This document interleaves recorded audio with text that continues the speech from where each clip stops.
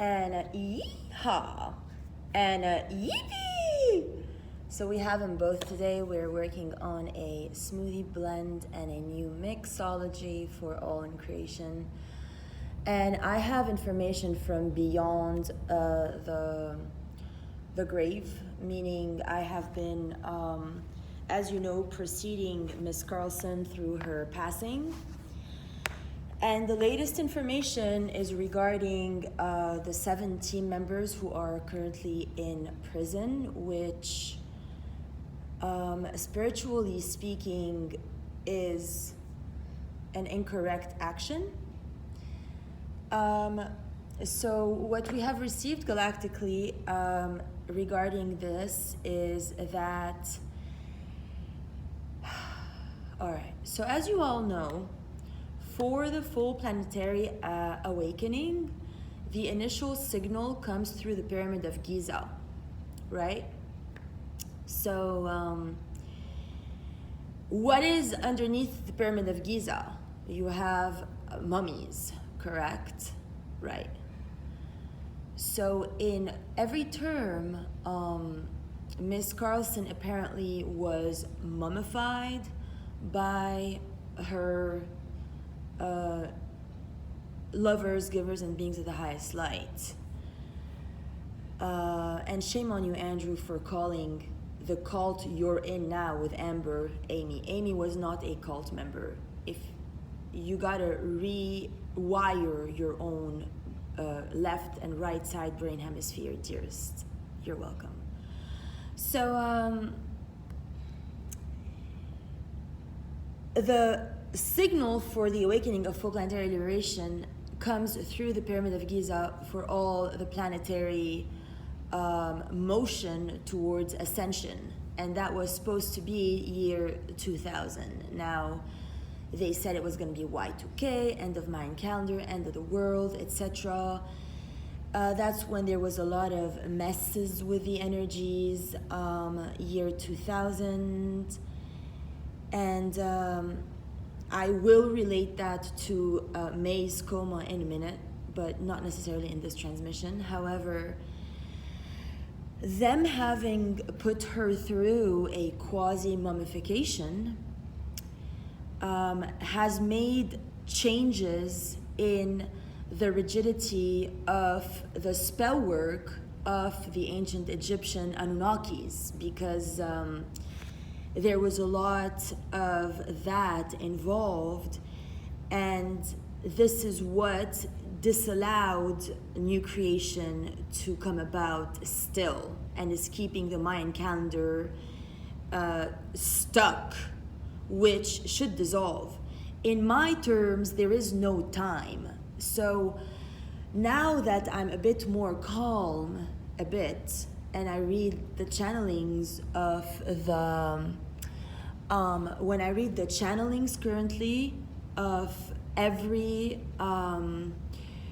tarologist, and when they relate to me the divine masculine's perception, and in design, the divine masculine is in a space of constriction, and he's tied up.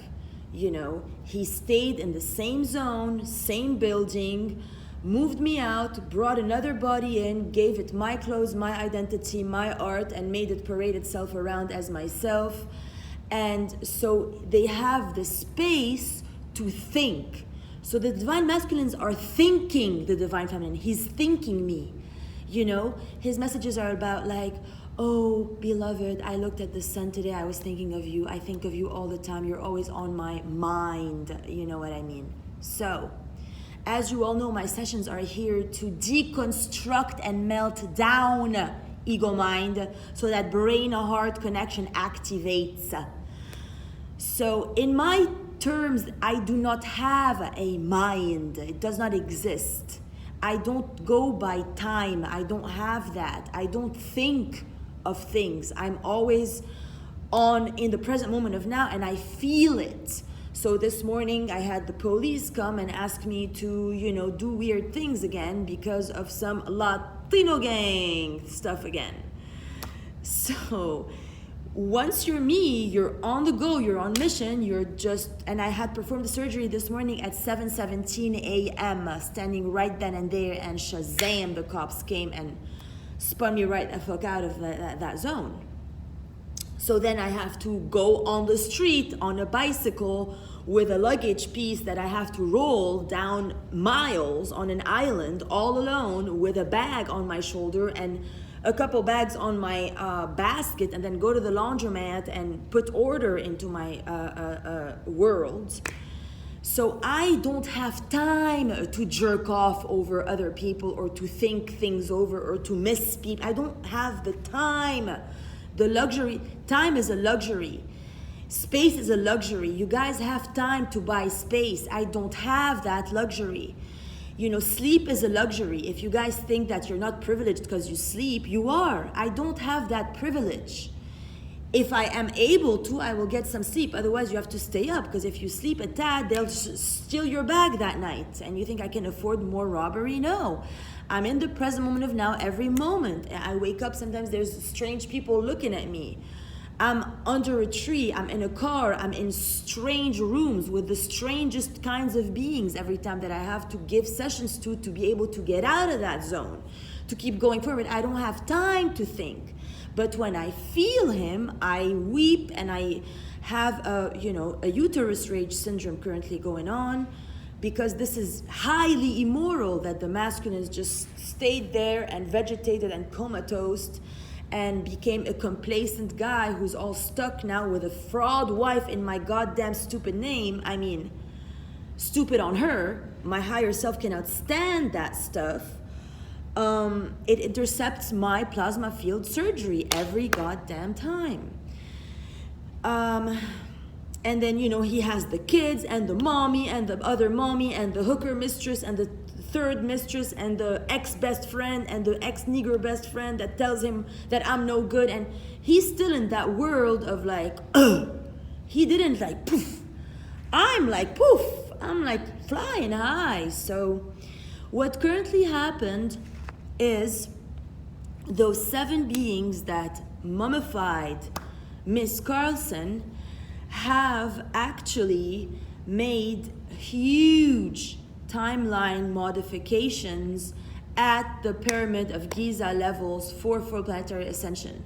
Because she's with me one-on-one. Like, since she passed, it's been a very beautiful process. If I still had my website, I would type articles about it, which I called Sir Hoisington this morning, because I told the cops about Sir Hoisington this morning, but to no avail.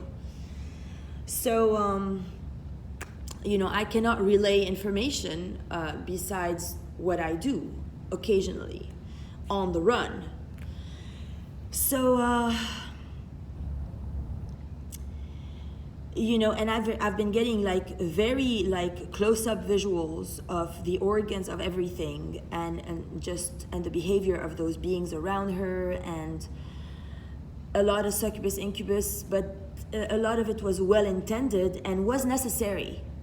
And I will do what I can, because part of my mission too, my first session that I provided when I first landed from Shasta to Hilton Head was to a man who is now in present-day prison because of the yoga hookers here that made him do a deal that he shouldn't have done. And he he's one of you guys. He's a man whore slave. He got in prison he should not have. He paid the price for other people, okay? And I performed his session, and then during his surgery, literally, he like fell asleep on his couch. He was just smack dab passed out. And he called me from jail several times for follow-ups, by the way. And so these beings in prison should not be imprisoned currently. That is paying the price for patriarchs. But they did, it's very brilliant work, carbonically, etherically speaking, for her transition.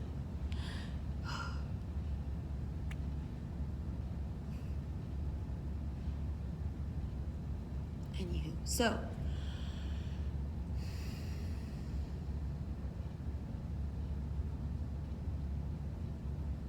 all right. So in mummification terms now, the mummies of Egypt are like vessels that are keeping the sands of time, you know, stuck in this dimensionality of, you know, the Anunnakis and, you know, all their symbolism and all their mythology to go with it, and the spell work, and, you know, the whole dynasty of slavery, and how, you know, those little slaves were able to build all these pyramidal works due to how constricted they were and what the means that the Anunnakis used on them. And, you know, the Cheops pyramid, Ramses I, Ramses II, Nefertiti, Nefertari, and all those gangs, right? Well, and then the pillaging of those mummies, and then what's been done with the pillages. It's like what's been done with my treasures, like arts and artifacts and clothing and bracelets and hair ties and extensions, everything that was pillaged. And since my also, you know, shift, my death, you know, when Dima died, leaving space for Aurora, and that was refused by humanity due to that underground charge from the pyramids that was now undone in the land of the free, home of the brave, by some very brave souls. And, you know, the old patriarchs cannot comprehend timelines and spiritual laws, is where I come in to unite heaven and earth. And that is nothing that anybody can take away from me. So, you know, and I also noticed that a lot of patriarchs have deep-seated attachments to, like, Dima, okay? Donc, they so want the Dima thing to remain. It's like they're afraid to let go. It's like my dad, you know? It's a very deep-seated, like very deep roots and very high wings. And that's how I unite heaven and earth, by playing on the contrast of things internally in each of you, and you then, you know, work it out inside of you. It's been taking a lot more time than I thought would be taken for this procedure. And it's really amazing. For instance, say, you know, when first Sir Pearson came into my field the day of my covenant, 7/17, and said, I love you, Goddess Aurora, Mother of Creation, Mother of all creation. He never said the word no. And this is where we're, you know, this is where it's exploded in Venice, and at the synagogue, the guy went bonkers, literally started to jump up and down in front of me, and I was not even sure what that was. I didn't even know it was targeted towards me. I was very innocent, and I had forgotten. I had learned to forget how the Jews made me suffer in my incarnation as the